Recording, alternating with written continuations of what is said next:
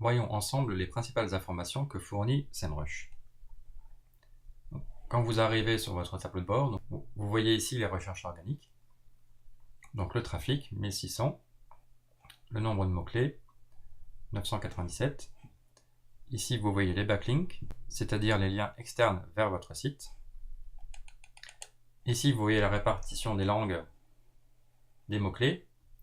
Donc là, je suis sur un site néerlandophone, donc vous voyez une très grosse majorité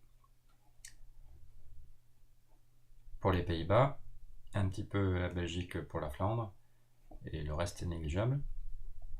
Ici, vous avez la courbe de trafic. Vous pouvez voir pour les 30 derniers jours, les 6 derniers mois, l'année passée, sur 2 ans, ou permanent si vous avez un site très vieux. La zone la plus importante pour vous, c'est ici, les mots-clés organiques. Donc on va passer au rapport détaillé. Donc on retrouve la même courbe, mais cette fois-ci avec plus de détails au niveau des mots-clés. Par défaut, ce tableau est trié par rapport au trafic. Donc ici, vous voyez les mots-clés qui rapportent le plus de trafic à votre site. La deuxième colonne, vous voyez sa position avec la position précédente, le volume de recherche, la difficulté pour se placer sur ce mot-clé, si jamais vous voulez faire de la pub AdWords, le coût du clic, la page destination, où pointe ce mot-clé. Donc avec ce petit lien là, vous pouvez directement aller sur cette page. Et donc le pourcentage du trafic. Ici c'est toujours en rapport avec le AdWords, si jamais vous voulez faire des AdWords.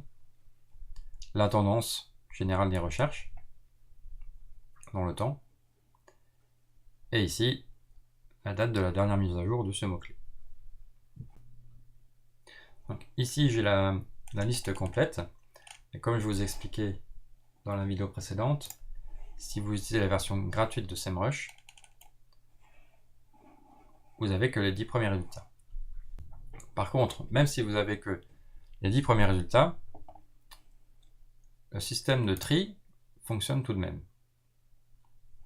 Par exemple, ici je peux trier, c'est très pratique, pour voir les dernières mises à jour, pour voir si je monte ou si je descends sur certains mots-clés. Donc ça c'est un des tris que j'utilise beaucoup. Le deuxième, c'est le tri par défaut forcément sur le trafic, pour voir les mots-clés qui m'apportent le plus de trafic. Ensuite c'est le volume, pour voir les mots-clés qui sont le plus recherchés. On voit ici un mot-clé qui n'a pas beaucoup de rapport avec mon site. Il y a beaucoup de volume.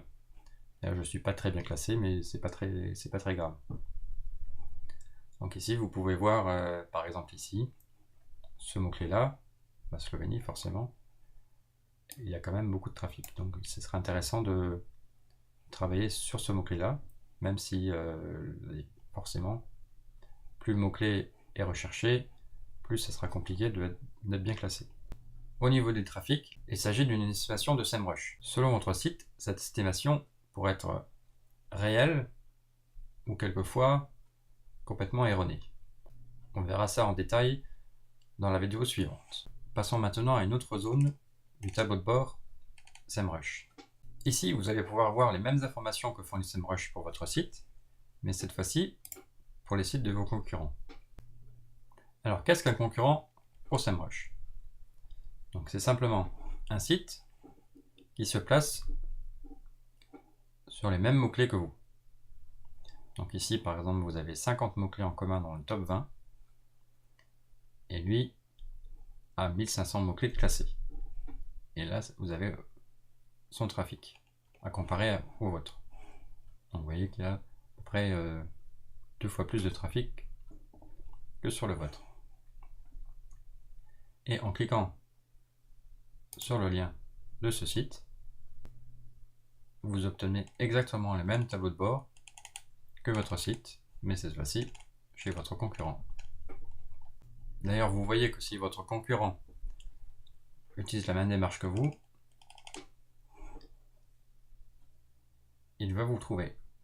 Maintenant, si je vais sur le rapport détaillé de ce site concurrent, j'obtiens exactement les mêmes résultats que sur votre propre site. Vous pouvez alors surveiller sur quel mot-clé ce concurrent se classe et comparer avec votre site.